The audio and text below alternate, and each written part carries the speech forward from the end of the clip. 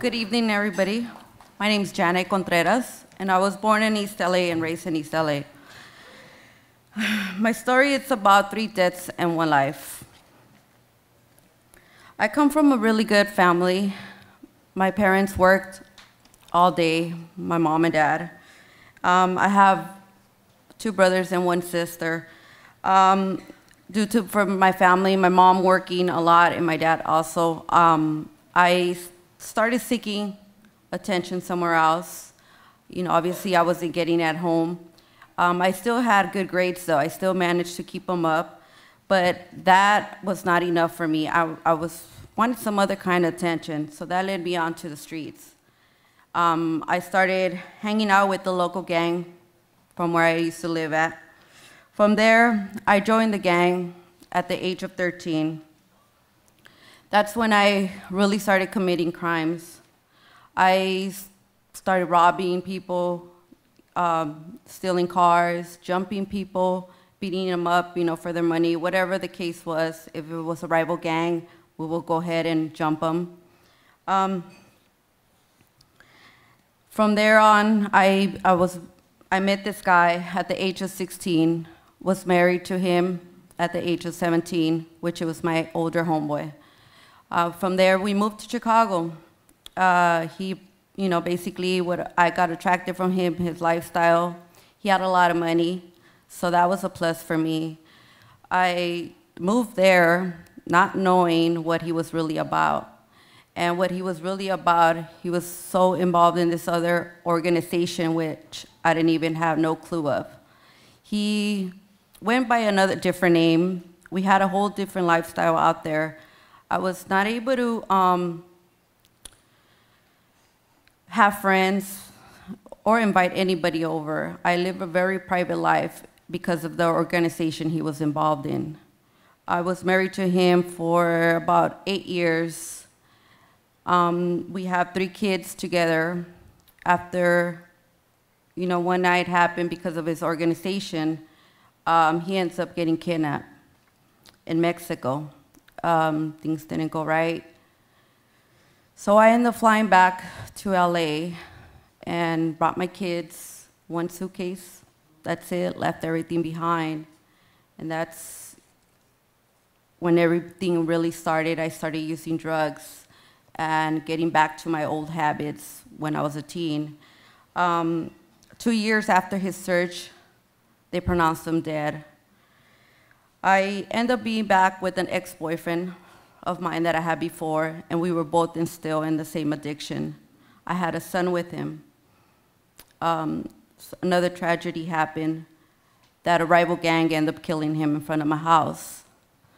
Because of what happened, my kids got removed from home. I still kept on being on my addiction. I didn't know what else to do. It was really hard for me. I felt like I couldn't fight for my kids, but I was so stuck in my drugs. The drugs overpowered me, drinking every day. And after that, I ended up meeting this other guy. And it's really hard to say about this other guy. This is really hard. We were in the 3 months of the relationship where we go out, had fun, drinks, same thing, getting high, and we're having a good time. By the time we come back home, we get into really deep argument. And this argument gets led on to calling me names, really bad. So I left the house. We were at my house. So he didn't want to leave. I left, leaving, crying, not knowing what I was doing, walking in the middle of the street at 2 in the morning. But something told me to come back home. Something wasn't right. I go back home, and I don't want to talk about nothing. I'm like, no, I'm done talking. This is it. He's like, no, we're not done. And I'm like, what, I shut the lights off. I'm inside my room, go to sleep in that bed, I'm in the sofa. He's like, wait, I'm still not done. there's more a lot to say. So then as he's still kind of saying words to me and still trying to get that attention, he unloading a gun. And he's actually just taking out the bullets from this gun where I didn't know he had. And he leaves one. And he's like, by the end of the night, one of us is walking out. So I jumped off from that sofa right away. And I'm trying to reach out to hug him. And I'm like, this is not the way. And he's like, no, I'm done. You know, you want to leave me, I'm done. And he clicks it. But when he clicks it, it's right on my face when he clicks it. Thank God the gun doesn't go off. Then he's like, my turn. I hear the sound of the gun just go boom. All I see and remember just seeing blood all over me, blood all spread all over the walls. I have my mom and my sister next door screaming. They do not know what's going on inside that room, that they're so strong over that fear that they literally broke down the door. You know, my door was locked, and the whole door comes off. And, you know, we asked for help, and, you know, they came and they got him. He was instantly dead. And that's the third death.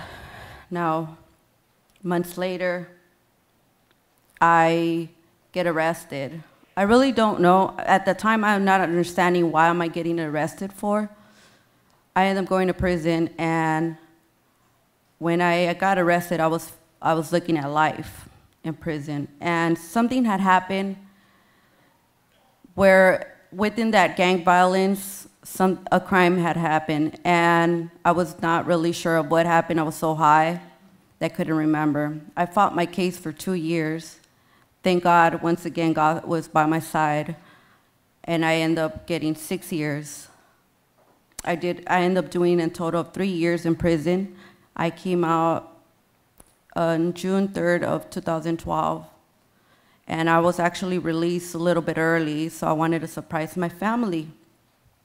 At the way coming back from prison, I ended up surprising my mom, and I called her from the Union Station. So I called my mom, and she's there picking me up. She arrives, here's a little truck, you know, coming in. I see this little old lady. I'm like, well, who is she? You know, she's waving, and I haven't not seen my mom in a while, so I didn't recognize her.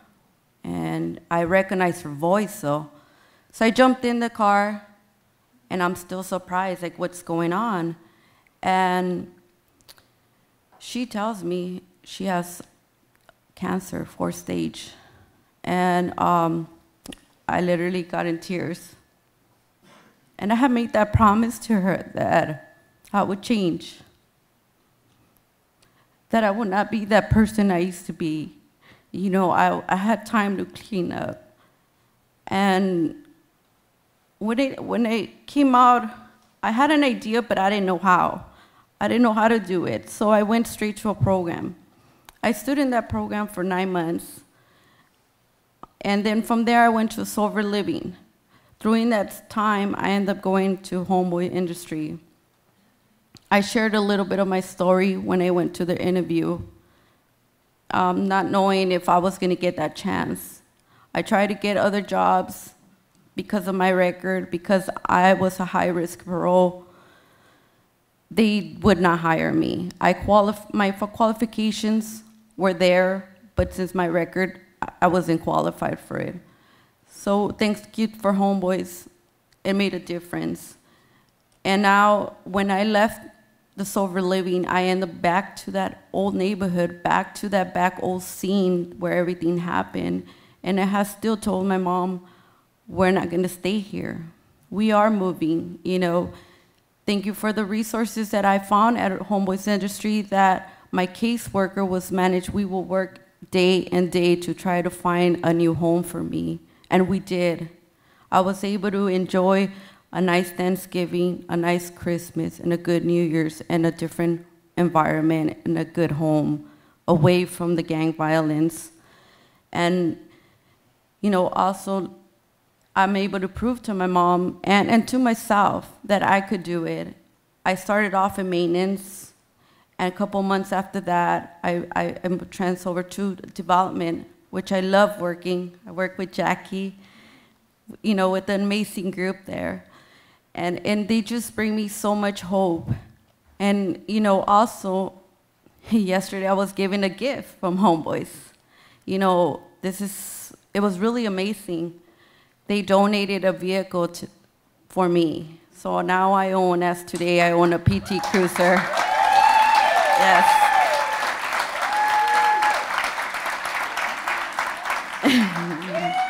I still can't believe it. This is the first vehicle actually I have under my name, and I have insurance and everything, so it's really exciting. But, you know, and you know what?